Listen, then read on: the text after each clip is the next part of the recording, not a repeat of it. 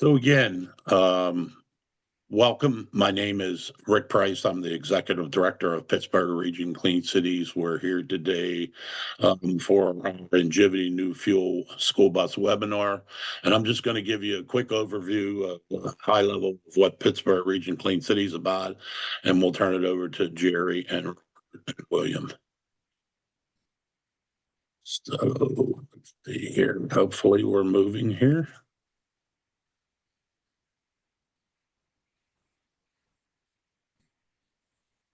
Ready? This again, as always.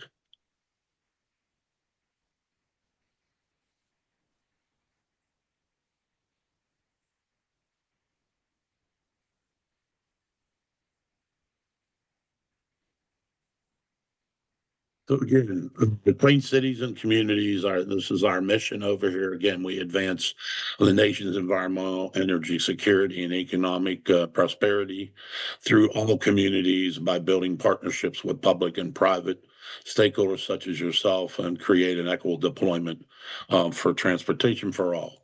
Again, this is just a quick and dirty map of over 75 coalitions throughout the U.S. And we hope to eventually move to where we cover all of the U.S. For this, and we are working towards that right now. Again, we have access to technical assistance. We have a technical response service. Again, when we turn around, we give an unbiased connection to different things. We build partnerships. And again, we work with local and collaborate with all folks on funding opportunities.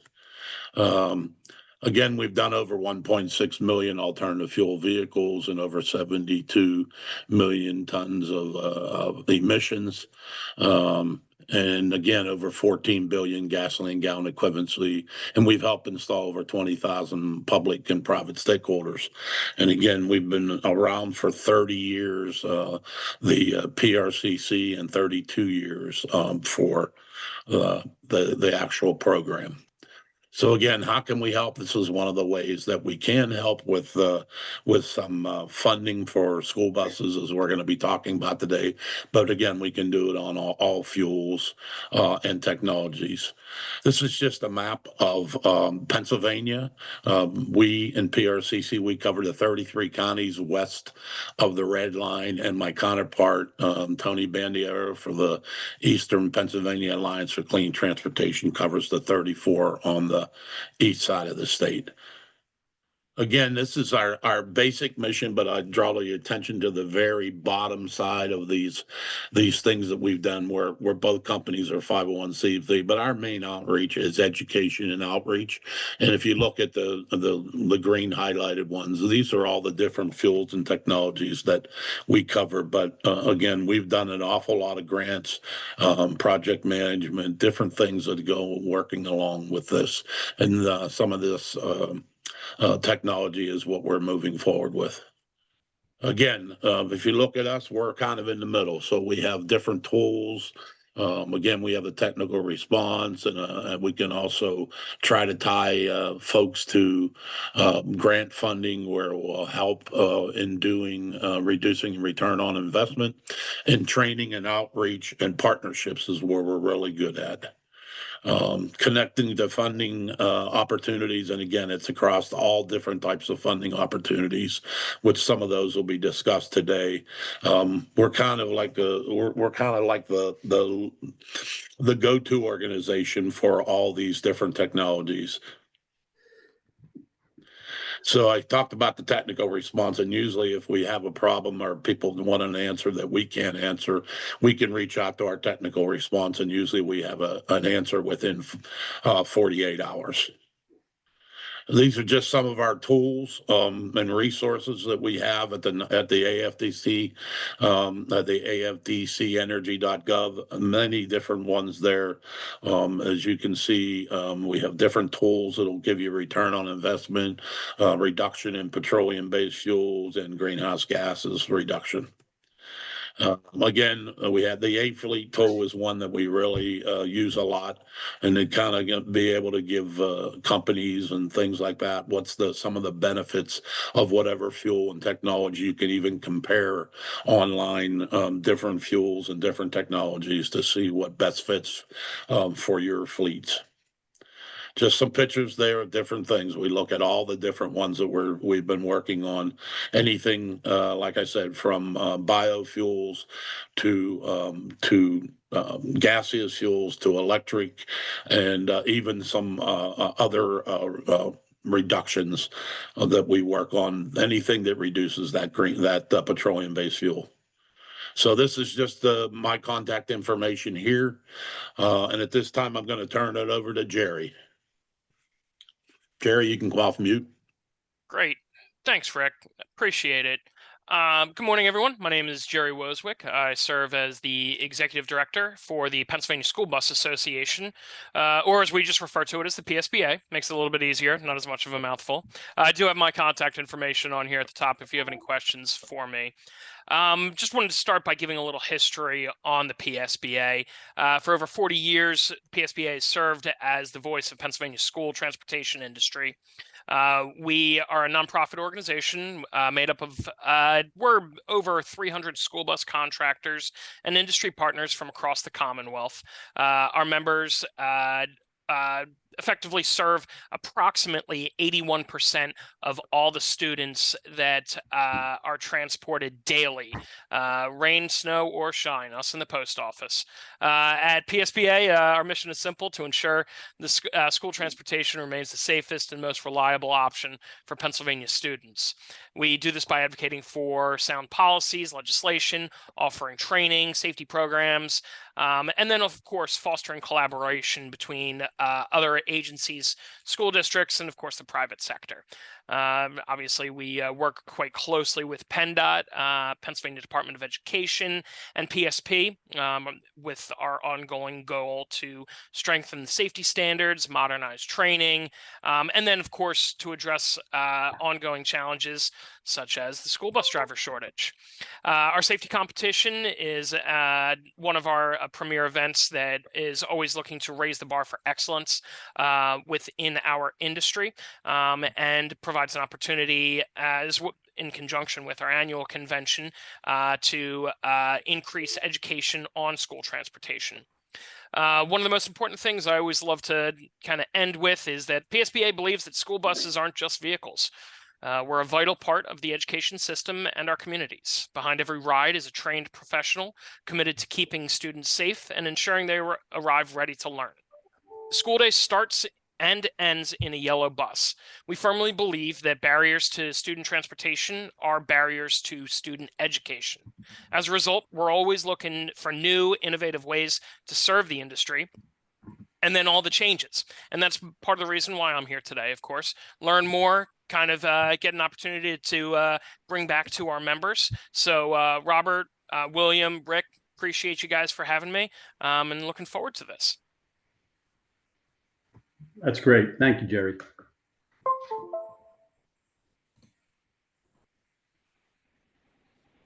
All right, Rick. Who's up next? To get you moved. See here, let me stop this and start this back up again.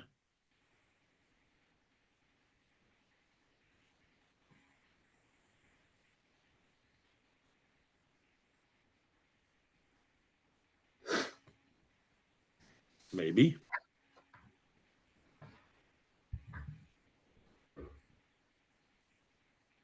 If you need me to share my screen, Rick, I can. I should be all right here.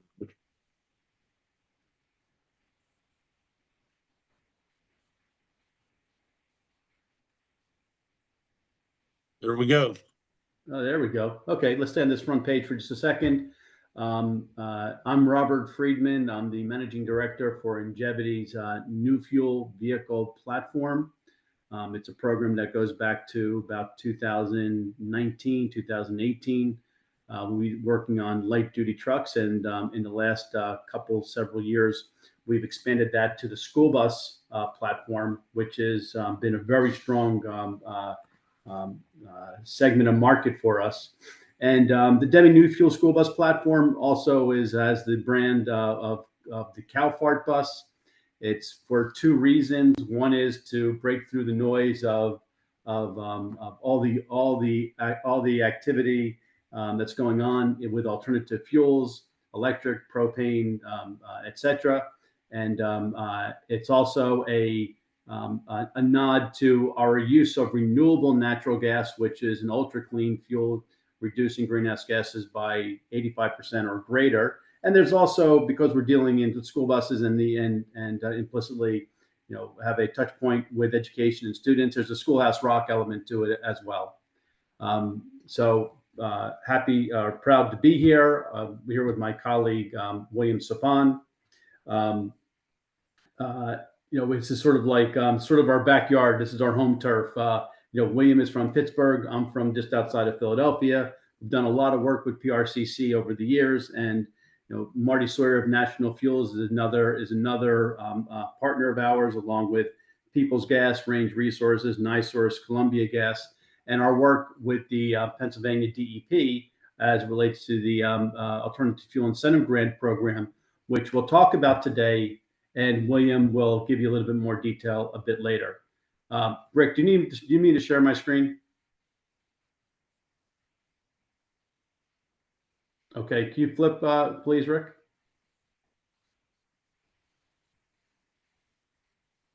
Can you flip the page?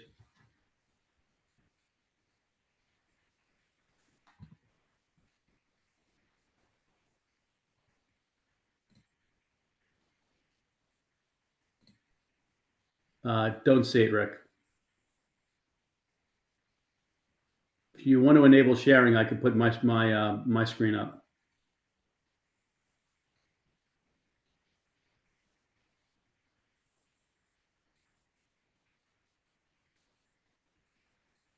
Okay. So the Ingevity NeuFuel System is really a very cost-effective and environmentally effective platform. We are converting existing diesel school buses to run on a blend of renewable natural gas and diesel. We're looking at sort of a 40 to 50% displacement of diesel with the use of renewable natural gas. It's the only viable solution for in-service diesel school bus fleets. These are the assets that are in use today. We are agnostic in terms of what a school bus fleet does with their new vehicle purchases, electric, propane, diesel, gasoline as their options. But the question that we always pose is, what do they do with their large diesel fleet? And this is a way to provide a holistic portfolio of solutions where they could deal with both their existing vehicles as well as with their new vehicles, based on the option that's best serving the need. What we'll talk about today, it's cost effective, has favorable economics with the use of low cost natural gas and a low cost small footprint refueling appliance, where we leverage and have integrated on a cost effective basis the opportunity to leverage ultra clean renewable natural gas, or RNG. That is an optimal sustainability opportunity for fleets. There's no technology impediment or challenge. It is ready to go today, and it is in use significantly throughout industry in the U.S. amongst vehicles. And equally important, there's no compromise in the vehicle or the fleet logistics. And we'll get into that a bit more. In terms of the low-cost infrastructure and technology, we're operating at a lower pressure versus traditional CNG. I spent about 10 years in the CNG fueling business, and I understand the issues and challenges and opportunities that come along with CNG. But at this stage, it really is the challenges, and we are in a fortunate position to, with the use of activated carbon, to operate at a low pressure or 900 psi within the natural gas fuel tank versus 3,600 psi within traditional CNG. And so the question is, why is pressure important? It enables the use of a small, affordable, low-cost fueling solution in terms of the fueling appliance. It's 2x2 in terms of our footprint. It fuels 2 vehicles at a time. And you can see on the right side, that's the fueling appliance right there. It probably has a similar identity to a charging station for electric vehicles. This fueling appliance we install on site where the school buses are parked overnight. It's for overnight fueling and provides convenient and private on-site fueling. The vehicle conversion is similar to traditional CNG. We're putting a tank underneath the school bus chassis.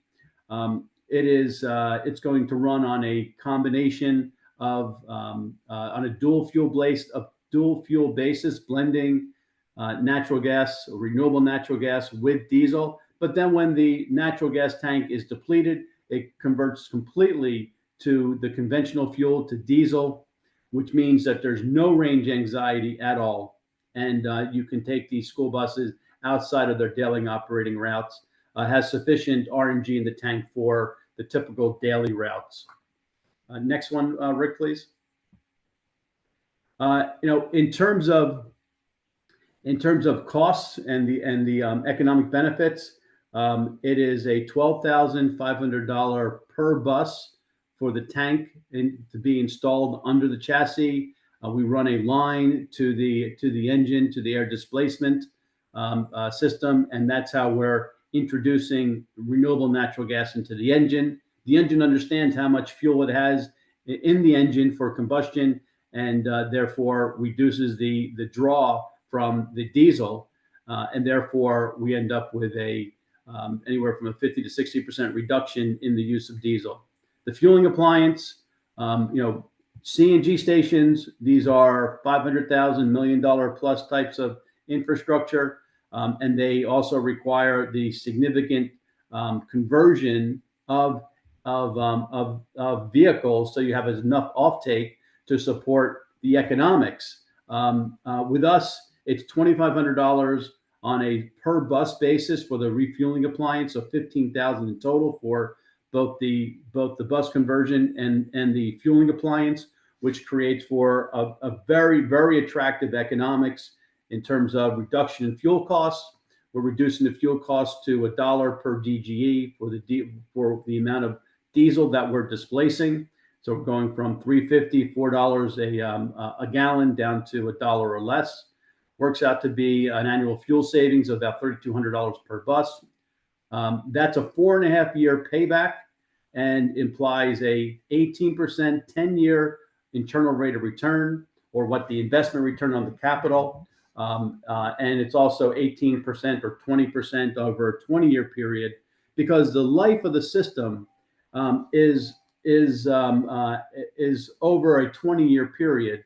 And even though your school bus that you convert with our system may not be in your fleet for 20 years, we can redeploy that system to the next bus. That should that first bus be sold or rolled out of the fleet. So you'll get the 20-year life of the system for sure. And if you look at the value impact and the impact on budget, the cost of our system will be equal to 26 or more electric vehicles. Again, we're agnostic around electric vehicles. Just want to show you or give you a sense of perspective of the price value impact that this could have and the budget opportunity there is for what we do. In terms of optimal sustainability, as I mentioned, ultra clean RNG reduces greenhouse gases by more than 80%. It is a low to zero carbon solution. We have structured the program so that the fleet is only paying the utility rate where the appliance is tapped into. Think of the appliance as a natural gas barbecue connecting and tapping into a line at a house. Very similar type of configuration. So the the fleet is paying the utility rate for the natural gas. There is no incremental cost for the RNG. They're getting it for free. And we've also arranged for the RNG to come with an 18-cent per gallon fueling credit that goes to the fleet. We just sent out checks to all of our fleets that we're working with over the past couple of weeks, and it's a nice extra, a nice benefit. Where essentially we are contributing, the system or the platform is contributing to their sustainability program. Next slide, please, Rick. In terms of no fleet or vehicle compromise, there's no range anxiety. As I mentioned, this is a really important point. This is a dual fuel vehicle, and it'll run on 100% diesel once the natural gas, or when the natural gas, if the natural gas tank is depleted, and it'll run anywhere from 80 to 100 miles per day, which well within the typical daily route. The vehicle can be topped off between the morning and the afternoon routes, and can get a full fill on an overnight basis. Basically, the driver comes back, connects the fueling appliance hose to the fueling receptacle on the vehicle, hits the button for the appliance. It's a set it and forget it type of situation. Driver comes next day, has a full tank of natural gas, and he has his tank of, or she has their tank of diesel. So this will reduce the amount of times for diesel refueling. It's a very easy installation. It's less than 1 day for the tank upfit. And as I mentioned, there's no compromise in the performance, functionality, or utility. And the drivers have asserted that it's an improved performance, has a little bit more spring to its step. Therefore, in terms of changing lanes, on coming onto highway on ramps, it comes with certain benefits, and it also has a quieter ride. Next slide, Rick, please. Here are some pictures of our current fleet customers. Top left is Eagle County. Off to the right, you have South Carolina Department of Education, and in the bottom, you have Orange Grove Charter School.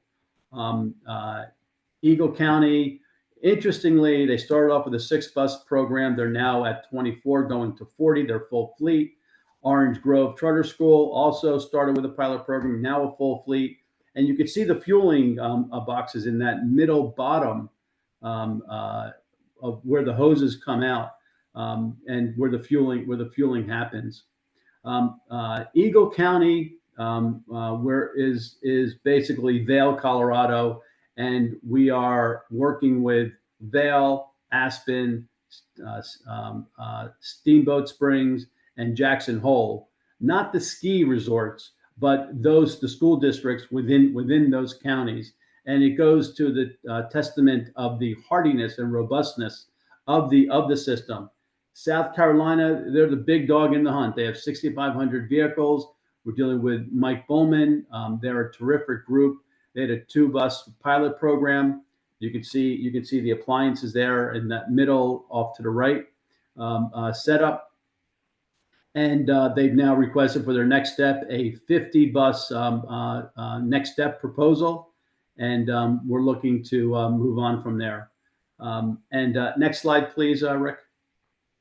And here's a list of our school bus program, who is using it: Eagle County, South Carolina, Orange Grove.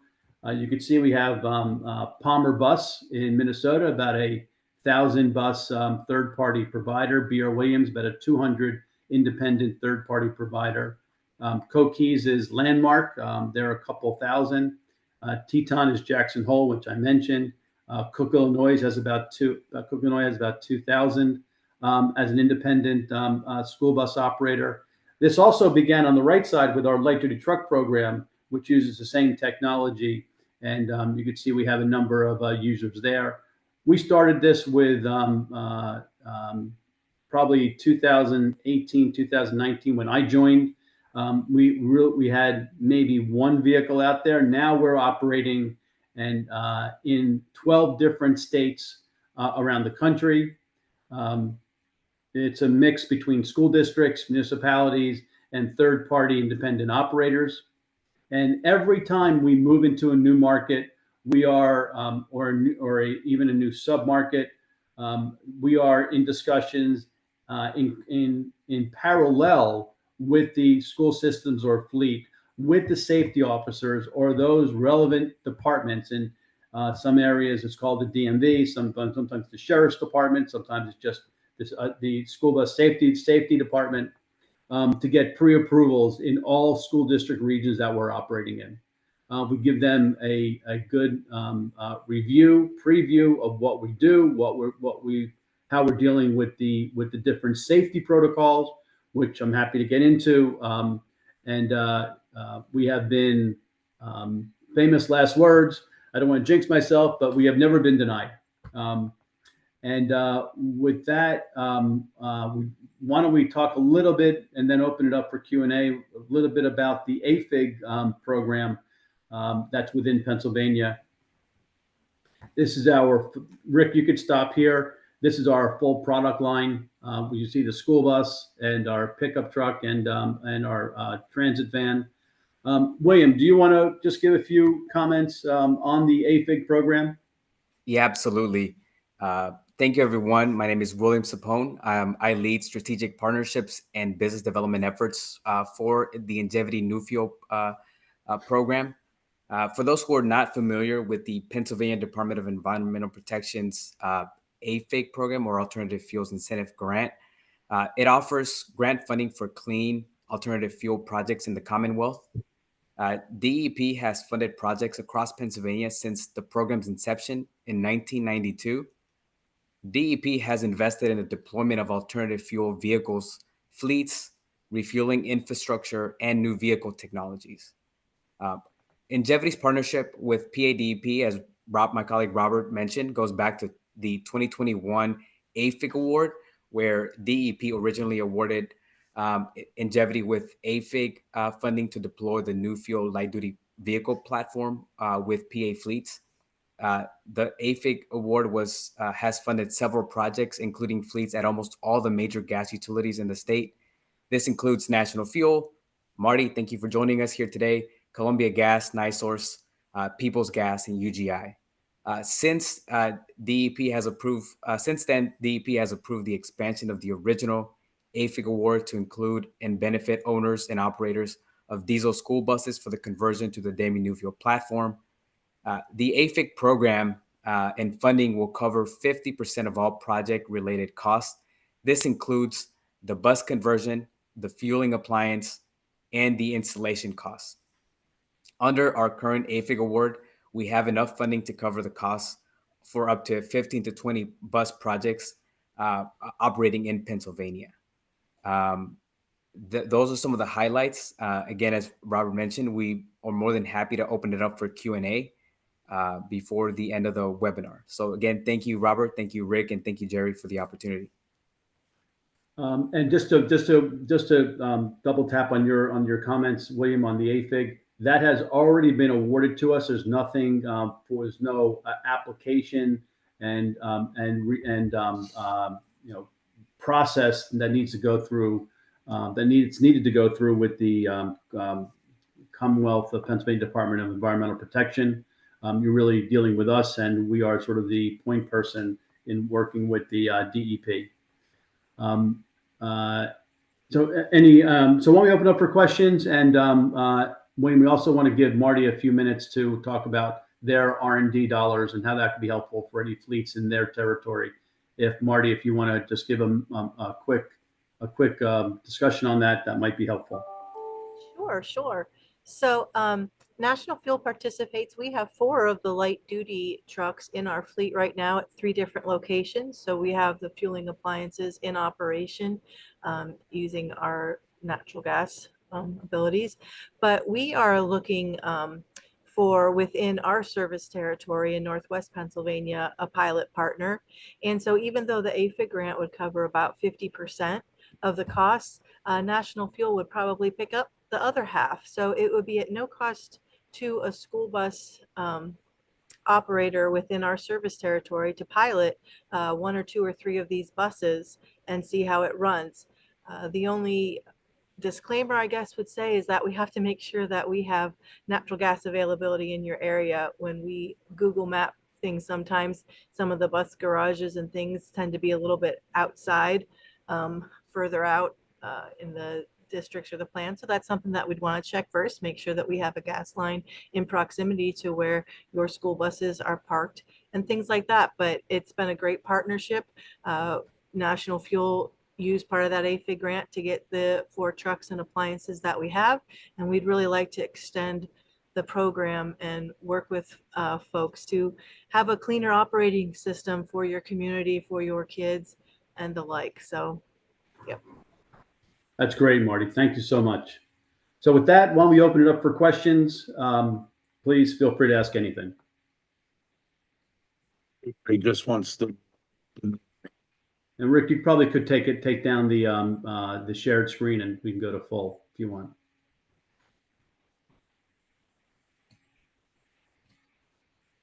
Do you have any questions at all? I guess you explained it pretty well. Yeah. So If you want as well. on the RNG side, we handle all the administration, all the back office work. There's nothing for the fleet to do to get access to renewable natural gas and get access to the fueling credits or fueling subsidies. We handle all of that, and we send the checks out to our fleets. What else can we share with you in terms of the typical questions on safety? We are using natural gas fuel tanks that are rated for 3,600 psi. We are only using our system only fills them to 900 psi, but have taken the extra precaution of having 3,600 psi. It provides greater integrity and safety to the platform. We also go through an extensive certification process where we have a gunfire test, a bonfire test, a drop test to ensure that the structural integrity of the natural gas tanks are fully compliant with requirements, number one, and are safe for students as well as drivers. Hey, Robert, another comment related to safety is you had mentioned that we work with each of those state representatives around safety. But yes, above and beyond that comment, Robert, the Ingevity NeuFuel platform has also been is EPA compliant. So it is on that approved EPA compliance list. That also kind of ties in directly to federal funding as well. So as fleets continue to adopt this technology, this again has already been approved and is on the EPA's compliance list. Yeah, that's right. It's a very good point, William. Thank you for that.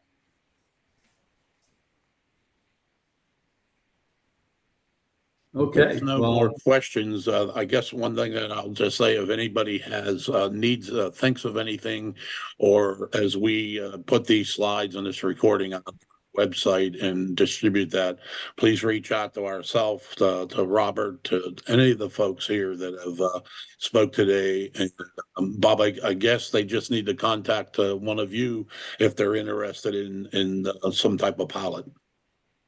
Yes, that's right. Please contact William Sapon or I, and if you could also get to us through Rick. Yep. And thank you for the speakers. I'm going to stop the recording now. Thank you, Rick. All right. Well, thank you, everybody. Rick, Jerry, Marty, and all of you for your